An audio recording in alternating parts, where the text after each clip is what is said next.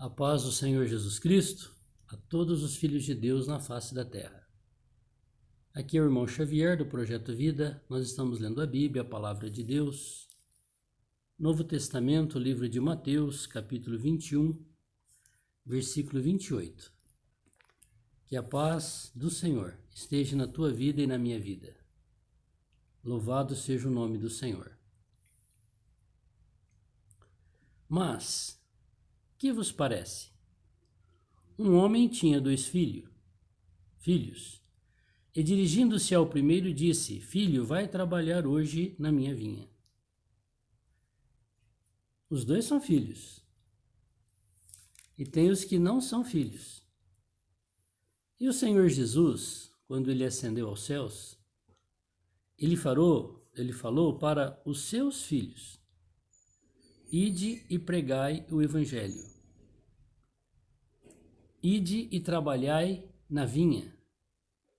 Ide e trabalhai na videira. O Senhor quer que nós trabalhemos para Ele, voluntariamente. Então aqui ele pediu para os filhos. Ele tinha 2 filhos, pediu para os 2 filhos: vão trabalhar. E ele pediu para mim e para você: ide e pregai o evangelho.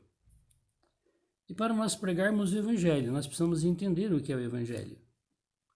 O evangelho é uma pessoa viva. Quem é o evangelho? É Jesus Cristo. Quem é Jesus Cristo? É o Senhor Deus Todo-Poderoso vestido de carne, o Criador dos céus e da terra. Ele é o Senhor, Ele é o Salvador. E Ele veio para que nós tenhamos vida e vida em abundância. E depois que nós a recebemos, Ele quer que nós levemos essa vida para as outras pessoas. Isso tudo ocorre por meio da fé. A pessoa crê e recebe Ele como Espírito que dá vida, que é o Jesus Cristo ressuscitado, dentro de si. Isto é o Evangelho. E à medida que nós vamos tendo comunhão com esse Deus, que é o Espírito Santo, dentro do nosso, nós vamos aprendendo quem Ele é, aprendendo com Ele e aprendendo a palavra dEle. E aí Ele espera que nós nos tornemos filhos obedientes a Ele e não desobedientes. E aqui o Senhor está fazendo essa analogia de um filho que é obediente e do outro que não é obediente. De um que é sincero e o outro que não é sincero. Um que fala que vai fazer e não faz. E o outro que falou que não ia fazer. Depois ele se arrependeu e foi fazer. Então hoje nós precisamos nos identificar. Que filho sou eu? Ele, porém, respondendo, disse: Não quero. Mas depois arrependeu-se e foi. Olha. Dirigindo-se ao segundo, falou-lhe de igual modo, e respondendo ele, disse: Eu vou, Senhor. E não foi. Qual dos 2 fez a vontade do Pai? Disseram eles: O primeiro. Disseram-lhe Jesus: Em verdade vos digo que os publicanos e as meretrizes entram adiante de vós no reino de Deus. Então veja que o Senhor estava falando do reino dele para aqueles que entendiam da Bíblia, que eram os fariseus, os anciãos do povo.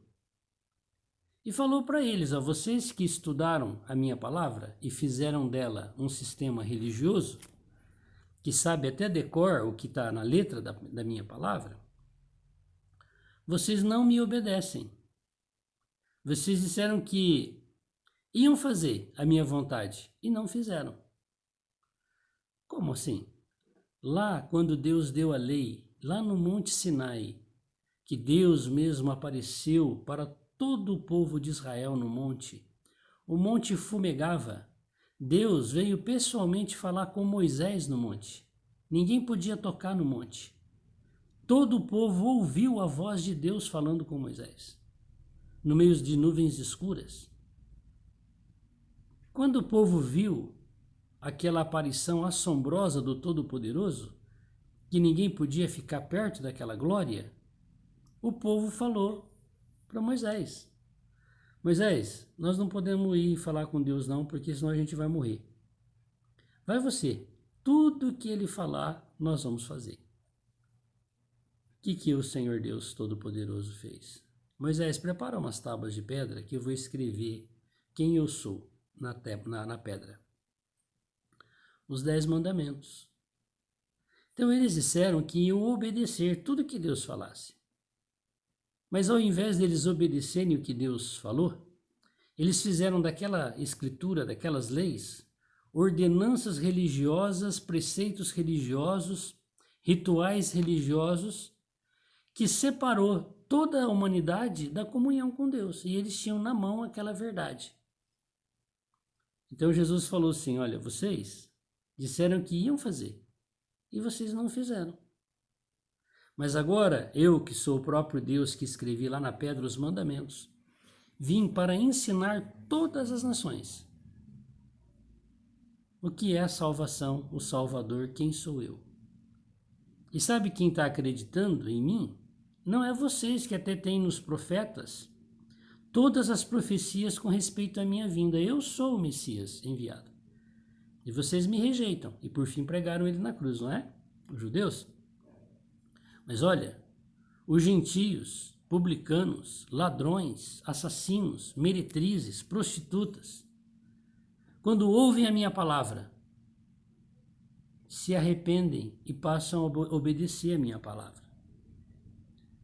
O Senhor diz na palavra, todos pecaram. Então, quem sou? Sou eu, quem é você para acusar o outro? Ah, você é isso, você é aquilo, você... Nós todos pecamos. Se eu não cometo o pecado que você comete, eu cometo outro que você não comete. E tudo é pecado. Tudo é fraqueza da vida humana. Porque dentro de nós habita uma natureza do diabo, satânica. Todos têm.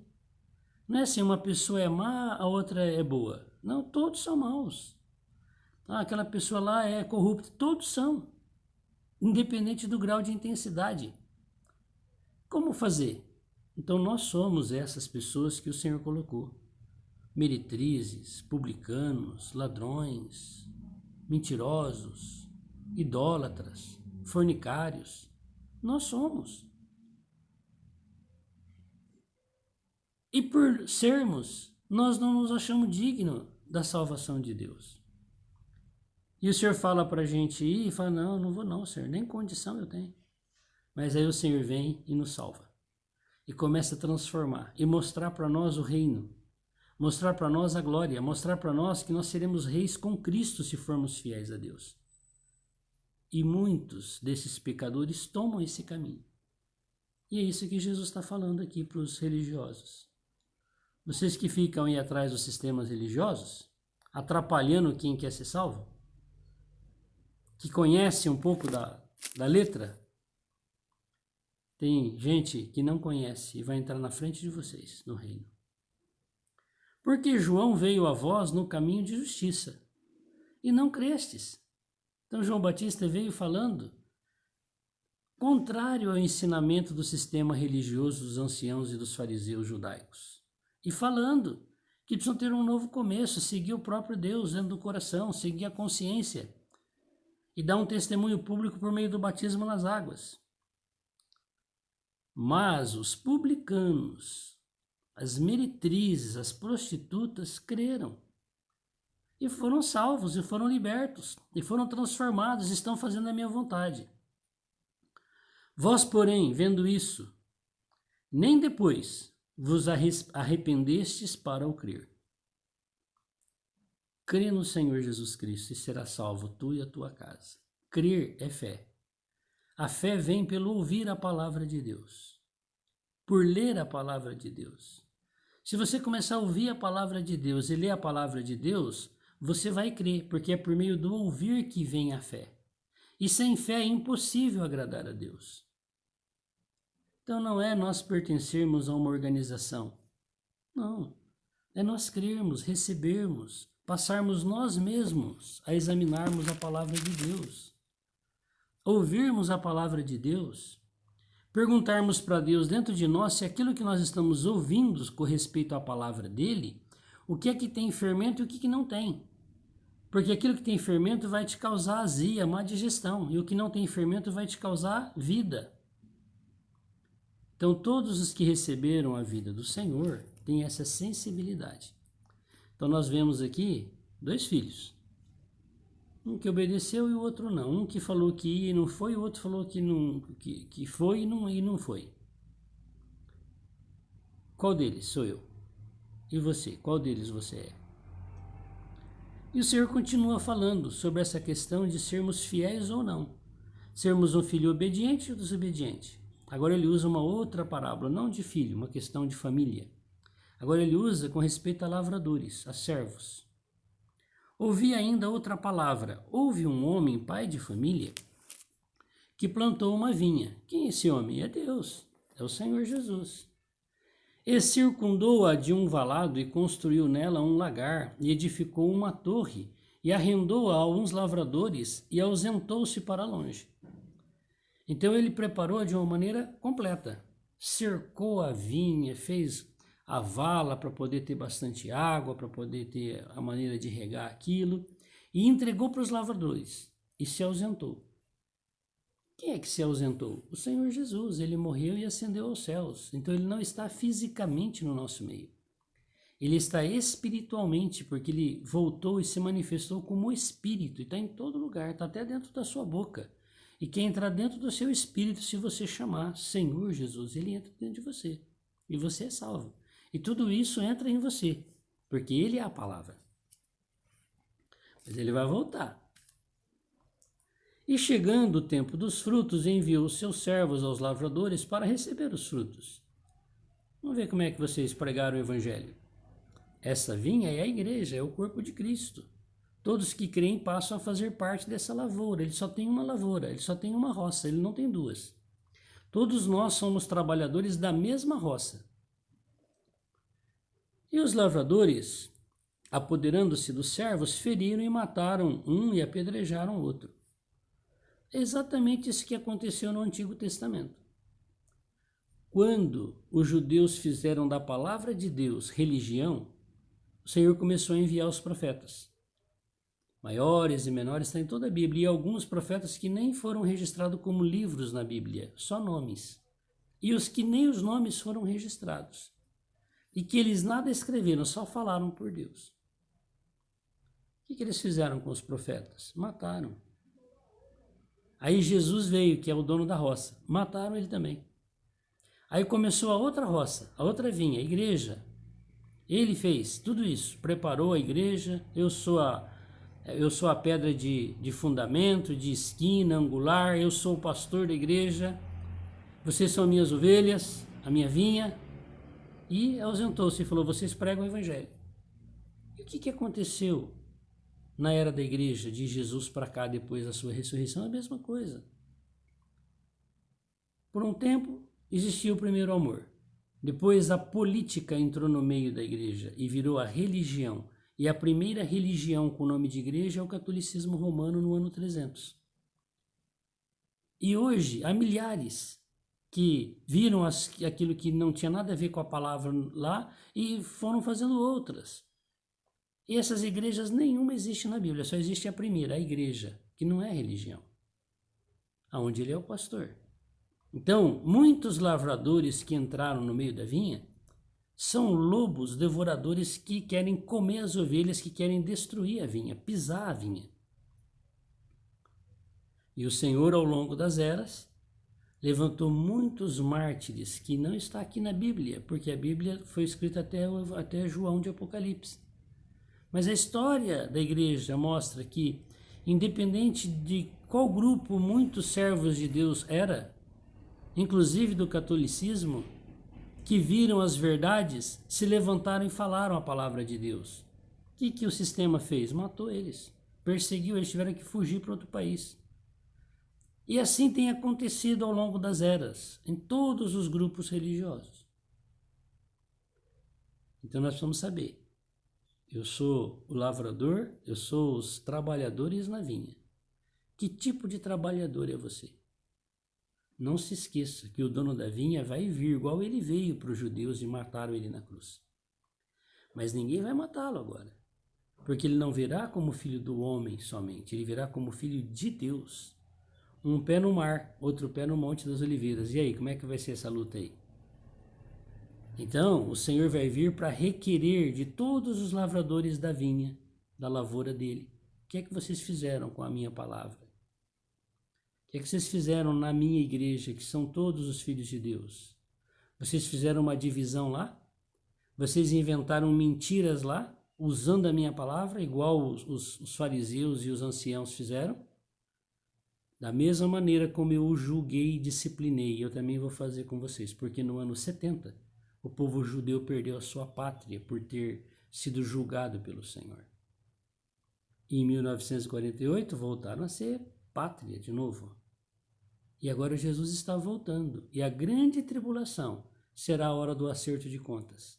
Com todos os lavradores que trabalham na vinha, que trabalham na igreja, no corpo de Cristo. Uns fiéis que pagam o preço serão arrebatados antes da grande tribulação. A maioria dos lavradores maus ficarão e serão disciplinados por Deus na grande tribulação. Aí o Senhor fala, olha, se você é um filho desobediente, dá para se tornar obediente. Se você é obediente, cuidado, você pode se tornar desobediente e o julgamento virá. Depois enviou outros servos, em maior número do que os primeiros, e eles fizeram a mesma coisa, mataram eles. E por último enviou-lhe seu filho, dizendo, terão respeito a meu filho. Mas os lavradores, vendo o filho, disseram entre si, este é o herdeiro, vinde, matemo-lo, apoderemo-nos da sua herança. E eles, lançando mão dele, o arrastaram para fora da vinha e o mataram. Entendeu? Aí Jesus estava falando. O que os judeus iam fazer com ele, que ia levar ele fora da vinha, fora de Jerusalém e pregar ele na cruz lá. Então isso não serve só para os judeus, porque depois dessa experiência de morte e ressurreição, a igreja surgiu, que é o corpo de Cristo, onde ele é o Senhor e pastor. E ele está vindo para requerer da mão dos lavradores dessa roça como é que foi o seu serviço, e cada um vai receber o seu pagamento. Quando, pois, vier o Senhor da vinha, que fará aqueles lavradores?